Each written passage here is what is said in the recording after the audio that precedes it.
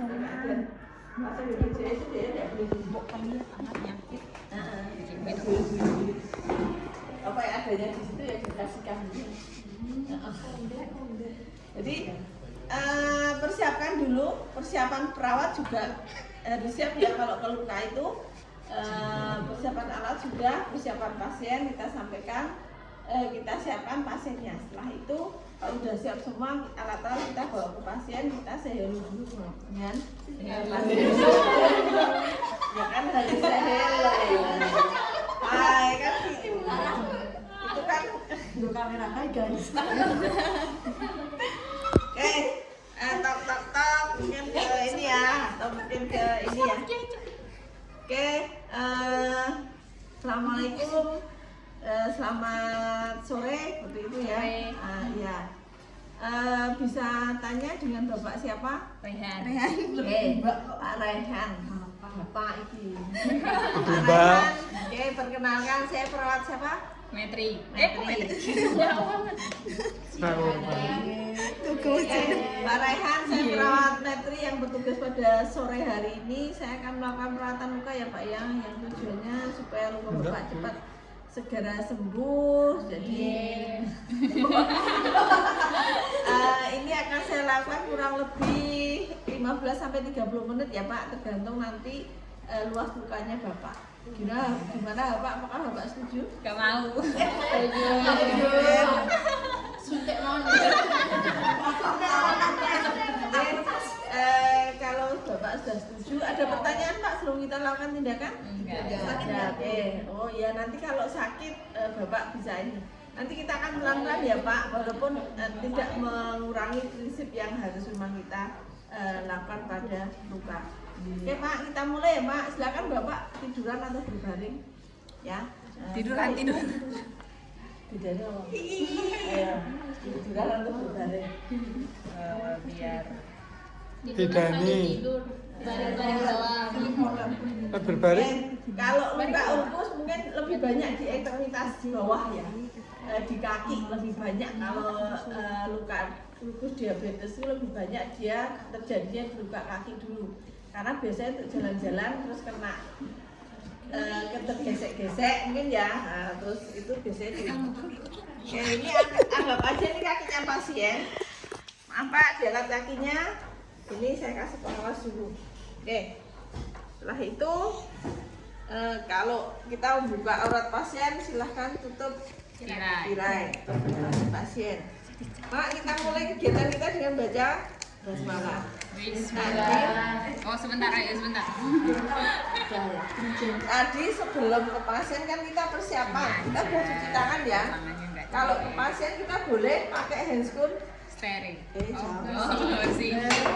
Kita pakai handscoon bersih dulu, tidak ada.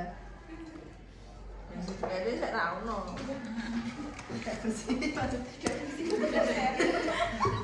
Tidak bersih dan tidak steril.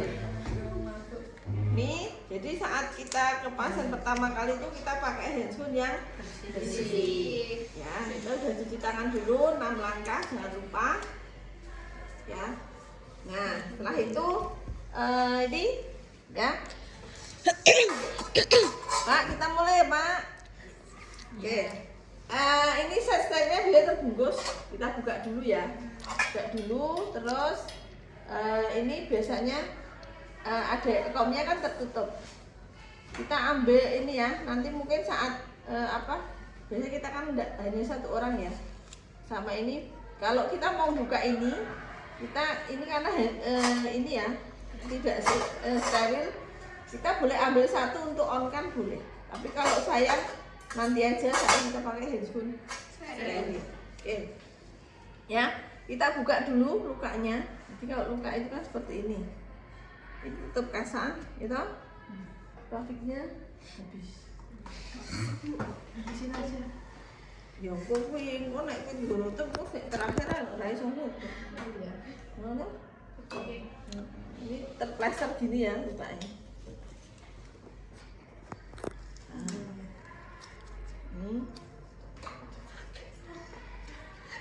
Apa sih Farah? Jangan ketawa, capek banget tuh sama kamu tuh. Loh, kan dia ditutup kayak gini kan? Solasi. Aku biar SD solasi lu kan.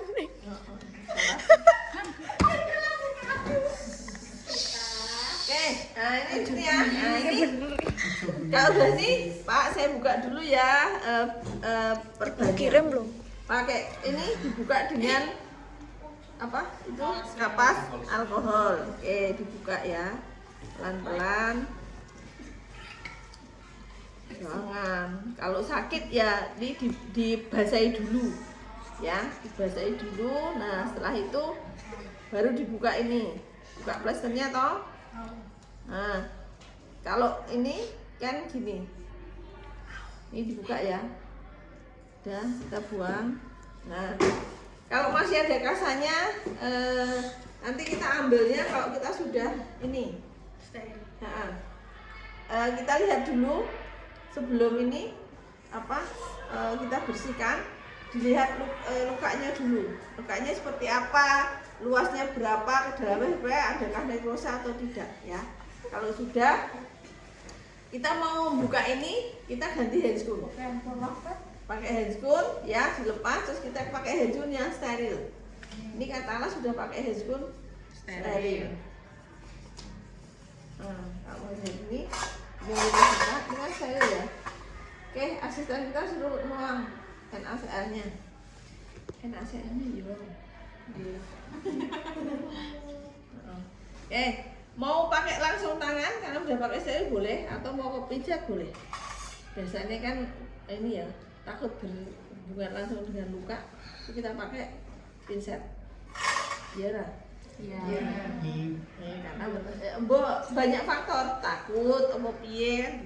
Kita bersihkan luka dulu, ya. Nih kalau di sini masih ada kasanya kita ambil, kita buang. Ya. Setelah itu kita bersihkan lukanya. Ini NaCl basah ya, dengan kasa kita bersihkan sesuai dengan ini. Nah, makanya kalau membersihkan luka itu jangan cuma ini kayak gini, nggak bersih lukanya. Tapi memang dilihat yang mana yang memang, karena kalau ulkus dekubitus atau ulkus diabetes itu biasanya dalam. Memang benar-benar dibersihkan ya. Dibersihkan, kalau ada pesnya tadi ya, kalau perlu kita kita tekan untuk mengeluarkan apa oksidatnya, pesnya ya. Biasanya ini kalau udah keluar tuh nanti pasiennya kadang ini ya, demamnya berkurang, nyerinya akan, karena ada nanah itu yang kita nggak keluarkan itu membuat nyeri ya. Kita boleh gini kan, pakai ini kan, kita pakai ini steril ya, sambil kita tekan, kita keluarkan ya. Pak, kalau sakit bilang ya. Iya. Ya. Iya. Kalau udah kotor ya kita ganti. Kadang ya kalau lukanya itu, ini kan mungkin kulit ya, di bawah kulit itu udah terbuka itu ya, karena kita belum bisa memotong kulit yang paling luar, di bawahnya ada itu, kita juga harus bersihkan sela-sela bawahnya. Kalau luka tampon itu kita harus sampai dalam, memang dimasukkan, kita memang benar-benar bersih. Kalau lukanya kayak gini mungkin kelihatan ya, tapi kalau lukanya mungkin agak dalam dikit, kita mungkin nggak kelihatan. Kita harus memang benar masukkan ini tamponnya, kita ini ya, bersihkan di ini. Nah, kalau sudah bersih ini, kita bersihkan luarnya. Kalau ada nekrose, kita lakukan nekrotomi.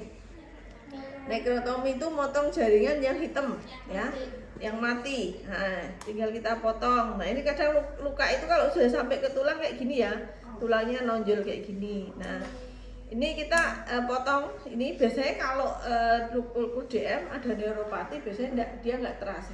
Kita potong, Pak, sakit Pak, Pak terasa Pak, enggak Mbak, nggak ngerasakan apa-apa, itu bisa.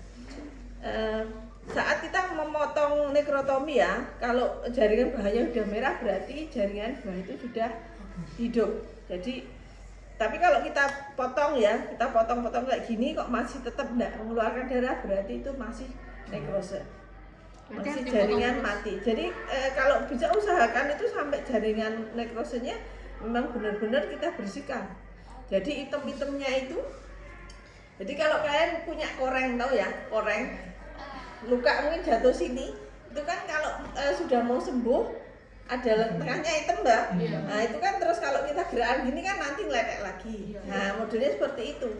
Kalau ini kan mungkin kita bersihkannya dari pinggir-pinggir gitu ya, nanti lama-lama baru ke atas, atau mungkin di tekuan di ini ya, di lutut kayak gitu ya. Nah ini sama, jadi kita nekrotominya memang benar-benar di ini ya.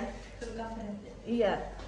Nah kalau sudah nekrotominya sudah ini biasanya kalau ini ada ini ya mengeluarkan darah nggak apa-apa, nggak masalah ya, tinggal kita berikan aja. Nah ini terus potong lagi di bawahnya. Kalau semua sudah kemerahan gitu, berarti memang kita sudah bisa menghilangkan jaringan nekrotominya tadi, nekrotiknya. Nah kalau sudah, kita bersihkan lagi dengan NaCl basah ya. Ini kita peras, bersihkan lagi dari jaringan tadi yang kita lakukan nekrotomi. Nah, kalau sudah, nah setelah ini baru kita mau aplikasikan apa dengan modern dressing tadi. Kalau konvensional kan ini kasar basah, tutup sini kan, nah, terus tutup kasar kering, udah ditutup pakai dipapik kan. Nah kalau modern dressing kita nggak perlu kasar kayak gini. Ya maaf kata ini masih ini ya, masih apa? Ada sudah. Masih eksudannya banyak ya. Ini steril ya, steril. Jadi kalau kita mau motong pakai ini ya, kita buka terus ini ya. Ini kalau nggak bisa kita pakai pinset yang steril, kita potong sesuai ukuran. Kalau memang ukurannya nggak sampai panjang segini, tapi kalau panjang segini ya tinggal ambil aplikasikan. Ini ya, sponnya yang di bawah. Ini yang pelapisnya di luar. Oke, jadi kalau kita mau motong itu dikeluarkan dulu seperti ini, baru nanti kita pakai dengan diukur dulu dengan gunting yang steril. Kita potong sesuaikan, kalau sudah ketemu, katakanlah ini ya, kita potong segini, lukanya hanya segini, kita ambil terus kita aplikasikan. Tinggal nutup kayak gini, habis itu udah tutup dengan dipapik. Atau kalau kita mau pakaikan salep dulu boleh, sebelum ditutup dengan ini, salepnya dioleskan dulu merata di semua luka, baru ditutupkan dengan foamnya. Karena ini untuk tujuannya selain proses penyembuhan juga untuk nyerap tadi eksudannya ya. Nah kalau sudah ini kita tinggal tutup. Nah kalau nutup luka ini kurang ya. Kalau nutup luka itu harusnya semua lapisan ini tertutup ya. Dipapiknya Yang besar, kurang besar itu ya. ini kurang. Dan semua ini ya. Nih. Ini pavik menutup. Dipaviknya ini Paviknya gue nutup. Dia lengkap ke. Bilang nanti kita putar-putar gitu. ya, tutup kayak gini. Ini karena kita punya ini hanya segini. Nah ini mau diaplikasikannya wis. Kalau pakai yang itu memang nggak nyaman ya. Nih. Biasanya kita minta teman yang enggak ini, dia nggak pakai hand sanitizer. Ini ya, nutupnya harus benar-benar tertutup, foamnya ini tertutup dari luar ya. Nih, ini kan nggak cukup nih.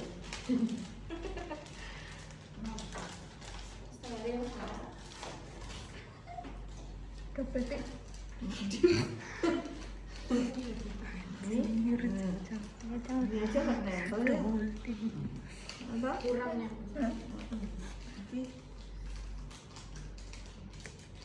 Nah, kalau nutup luka itu harus benar-benar semua tertutup.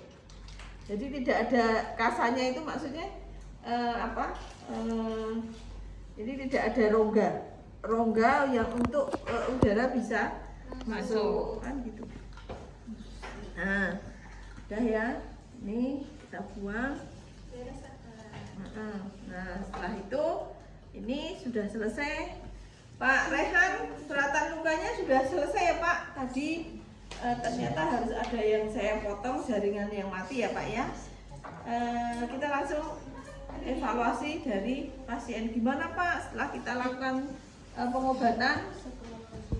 Sakit Bu tadi. Oke, sakit ya Pak. Nah, Bapak masih merasakan sakit ya.